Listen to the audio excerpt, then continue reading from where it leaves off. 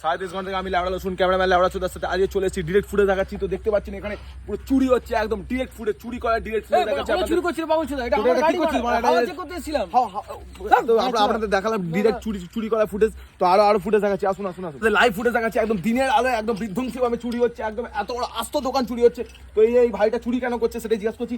ভাই চুরি করছিস কেন? ভাই চুরি করছি মানে এটা আমার গোডাউনে চুরি করবো আমি নিজে। এটা তোর গোডাউন? গোডাউন তো দেখতে পাচ্ছেন দিনের আলো চুরি হচ্ছে, রাত্রির আলো আজকে চুরি হচ্ছে না। তো আপনাদের ডিরেক্ট ফুটেজ তুলে ধরছি, আরো এরকম অনেক ফুটেজ তুলে ধরছি, আসুন আসুন আসুন।